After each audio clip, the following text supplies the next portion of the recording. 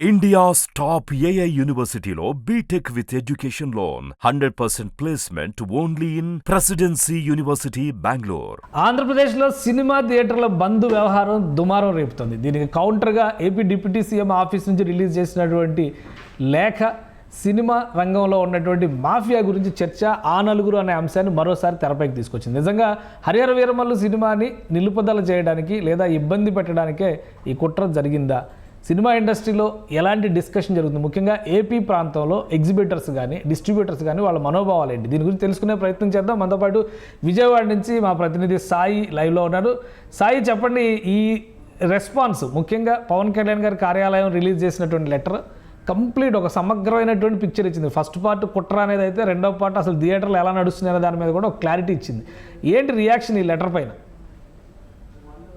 కేశవ్ గారు, నిన్న పవన్ కళ్యాణ్ గారు ఇచ్చిన లెటర్ పైన రెండు క్లారిటీలు అయితే వచ్చేస్తాయి. ఒకటి ఏంటంటే థియేటర్లన్నీ ఎవరి చేతిలో ఉన్నాయనేది ఒకటి, రెండు బంద్కి ఎవరు పిలుపునిచ్చారు అనేది. ఈ రెండు విషయాలపైన కాస్త క్లారిటీ వచ్చినట్టే చెప్పుకోవాలి. బంద్కి సంబంధించి అయితే నిన్న జరిగిన ఏదైతే ఫిల్మ్ ఛాంబర్ సంబంధించిన మీటింగ్ లో క్లారిటీ ఇచ్చేసారు, బంద్ అనేది లేదు అని. ఎగ్జిబిటర్లకి డిస్ట్రిబ్యూటర్లకి మధ్యలో జరిగిన ఒక గొడవ, వాళ్ళకి అంటే డిస్ట్రిబ్యూటర్లు అందరూ కూడా లీజ్కి తీసేసిన థియేటర్లు, సో మేము మల్టీప్లెక్స్ లాగా ఏదైతే మల్టీప్లెక్స్ లో ఇస్తున్నట్టుగా మాకు కూడా పర్సంటేజ్ ఇవ్వండి, మాకు లీజింగ్ తీసుకోవద్దు అనేది థియేటర్లో అంటే ఎగ్జిబిటర్లో చేస్తున్న ఒక డిమాండ్. ఆ డిమాండ్ పైన ఇప్పుడు ఏపీ తెలంగాణ ఇద్దరు ఏదైతే ఎగ్జిబిటర్లు ఉన్నారో ఆ ఎగ్జిబిటర్లు ఇద్దరు కూడా కలిసి ఒక నిర్ణయం తీసుకున్నారు.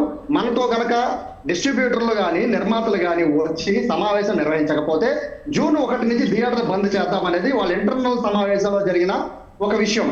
అయితే ఈ విషయాన్ని తీసుకువెళ్ళి డిస్ట్రిబ్యూటర్లకి సమాచారం చేరవేశారు. మా సమస్యలు చాలా ఉన్నాయి, అందులో ప్రధానమైన సమస్య మల్టీప్లెక్స్ ఇచ్చేటట్టుగా మాకు రెండొద్దు పర్సంటేజ్ ఇవ్వండి అనేది. సో దీనిపైన సమావేశం పైన నిర్మాతలు ఎవరు క్లారిటీ ఇవ్వకపోవడంతో ఏం చేయాలని చర్చించుకున్న నేపథ్యంలో అక్కడి నుంచి ఒక లీకేజ్ బయటకు వచ్చింది. ఆ లీకేజ్ జూన్ 1 నుంచి థియేటర్ల బంద్.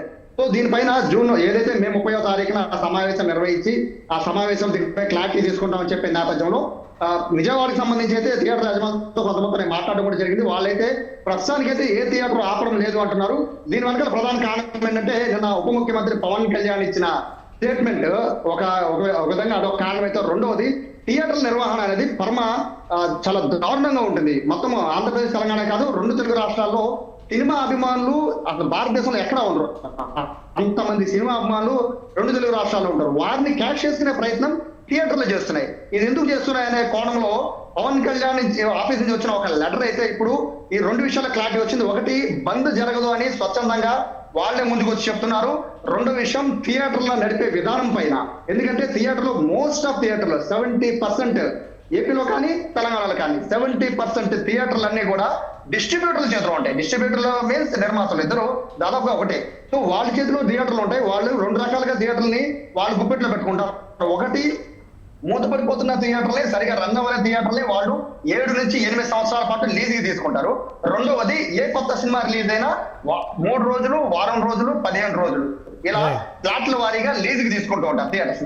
కానీ ఒక డౌట్ ఇక్కడ ఏంటంటే, ఆ నలుగురు అని ఒక అంశాన్ని తెరపైకి తీసుకొచ్చారు. మినిస్టర్ కందుల దుర్గేష్ గారు స్వయంగా ఇక్కడ కుట్ర ఉంది, దీనిపైన హోంశాఖ పరిధిలో విచారణ జరగాలనేటువంటి ఒక డిమాండ్ని పెట్టారు. ఆయన మీడియా ముఖంగా కూడా మాట్లాడారు. అంటే అంత సీరియస్గా వాళ్ళు తీసుకోవడానికి ఆధారం ఏమై ఉంటుంది? ఏ ఆధారం లేకుండా అయితే రియాక్ట్ అవ్వడానికి కూడా అవకాశం ఉండదు. ఒక డిస్ట్రిబ్యూటర్ల సమస్య, ఎగ్జిబిటర్ల మధ్య ఉన్నటువంటి సమస్య అనుకుంటే దాదాపు ఈ తతంగం 10-15 ఏళ్ళుగా నడుస్తుంది. ఈ డిమాండ్ అనేది చాలా కాలంగా నడుస్తుంది. అకస్మాత్తుగా ఇది తెరపైకి వచ్చిందంటే తెర వెనుక ఉన్న వ్యక్తులు ఎవరు అనేది కందుల దుర్గేష్ గారు రైజ్ చేసినటువంటి అంశం ఏంటది? ఇక్కడ యాక్చువల్గా ఒక విషయం చెప్పాలంటే, ఎగ్జిబిటర్ డిస్ట్రిబ్యూటర్ ఇద్దరు ఒకటి. వాస్తవంగా వీళ్ళు లీజుకి తీసేస్తున్నారు, వాళ్ళు గుప్పెట్లో ఉన్నాయంటే పూర్తిగా అది డిస్ట్రిబ్యూటర్లు అంటే నిర్మాతలు.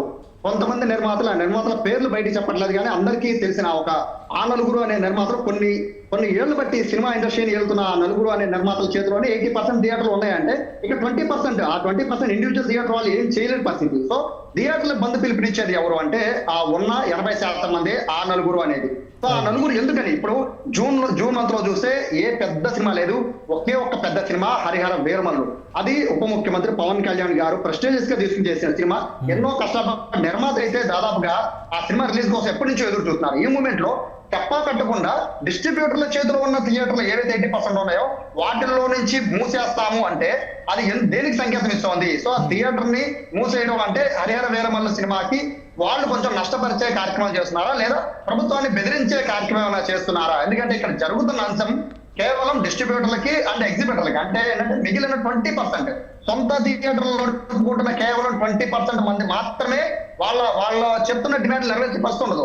కేవలం ఎగ్జిబిటర్లు మాత్రమే కాదు, డిస్ట్రిబ్యూటర్లు నిర్మాతల చేతిలో ఉన్న 80% థియేటర్లు మూతపడుతున్నాయంటే వాటికి కారణం ఎవరి చేతిలో అయితే ఆ నలుగురు ఎవరైతే ఉన్నారో వాళ్ళ చేతుల్లో ఉన్న ఏపీ తెలంగాణలో ఉన్న 70 to 80% థియేటర్లు వాళ్ళ చేతిలో ఉన్నాయి. కాబట్టి వాళ్ళు ప్రభుత్వాన్ని ఏమని డిమాండ్ చేయబోతున్నారు, దేనికి డిమాండ్ చేయబోతున్నారు అనేది అక్కడ ట్రాక్ లేదు. కానీ వాళ్ళకి వాళ్ళే బంధు చెప్తున్నారు, వాళ్ళకి వాళ్ళే మీటింగ్లు పెట్టుకున్నారు, వాళ్ళకి వాళ్ళే స్థానం అయిపోతుందంటారు, వాళ్ళకి వాళ్ళే థియేటర్లు ఓపెన్ చేస్తామన్నారు. సో దీని తెర వెనుక ఉద్దేశం ఏంటి? ఏ ఉద్దేశం? వాళ్ళకి ఒక పర్టికులర్ ఒక ఉద్దేశం ఉండాలి. మా డిమాండ్ ఇది, ప్రభుత్వం దగ్గరికి వెళ్తే సరిపోయేది. బట్ ఏ ప్రభుత్వం దగ్గరికి వెళ్ళకుండా డిస్ట్రిబ్యూటర్ల వాళ్ళే ఎగ్జిబిటర్ల వాళ్ళకి వాళ్ళే బంద్ అంటున్నారు, వాళ్ళకి వాళ్ళే మీటింగ్ పెట్టుకున్నారు, వాళ్ళకి వాళ్ళే బంద్ లేదు అంటున్నారు. సో ప్రభుత్వాన్ని బెదిరించే ఒక కార్యక్రమం అయితే ఈ మొత్తం కుట్రకోణం దీంట్లో కనబడుతున్నట్టుగా అభిమానులు అలాగే కొంతమంది సినిమాకి సంబంధించిన ప్రముఖులు కూడా దీన్ని అసలు ఫిలిం ఛాంబర్ రియాక్షన్ ఏంటి? ఇప్పుడు ఏపీలో కూడా ఫిలిం ఛాంబర్ ఉంది కదా, అక్కడ చాలా పెద్ద డిస్ట్రిబ్యూషన్ నెట్వర్క్ విజయవాడ కేంద్రంగా అక్కడ నుంచి నెట్వర్క్ నడిపే వాళ్ళు అందరూ కూడా ఉన్నారు కదా, వాళ్ళు ఎవరైనా రియాక్ట్ అయ్యారా? నిర్మాతలు అంటే హైదరాబాద్ నుంచి మ్యాక్సిమం రియాక్షన్స్ ఇవ్వాలి కాబట్టి ఇంకా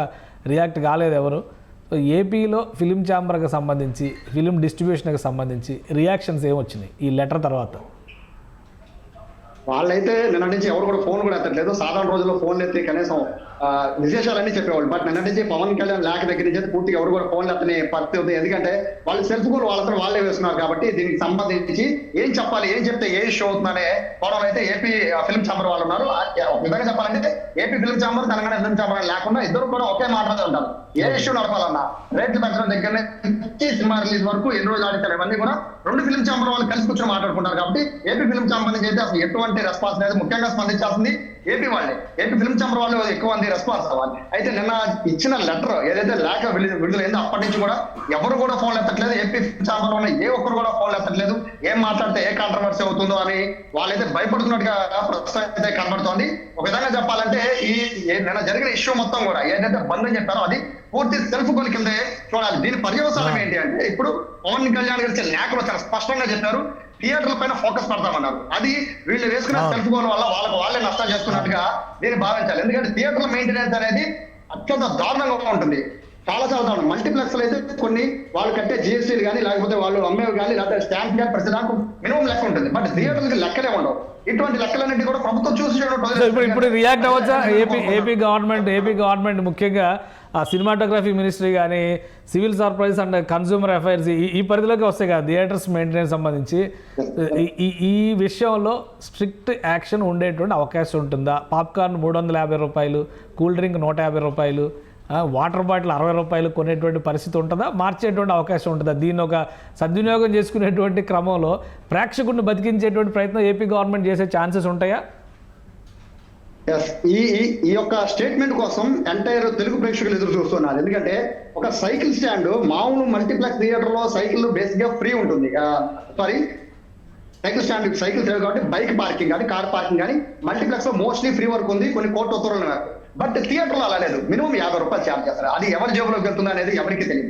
పాప్కార్న్ 300 అమ్ముతారు. దాని వెనకాల ఎవరిని వచ్చి అడుగుతారా అనే పరిస్థితి కూడా మోస్ట్లీ ఇక్కడ ఉండదు. ఎందుకంటే చిన్న థియేటర్ని, ఇండివిజువల్ థియేటర్ని ప్రభుత్వం చూసి చూడటం వదిలేస్తుంది. ఎందుకంటే వాళ్ళు బతకాలి అనే కోణంలో. బట్ వీళ్ళు ఈ విధంగా బెదిరింపు ధోరణికి దిగుతూ ఉంటే ఏ ప్రభుత్వం అయినా చూస్తూ ఊరుకోదు. కొన్ని అవకాశాలు మనకి ఇచ్చినప్పుడు దాన్ని వినియోగించుకోవాలి.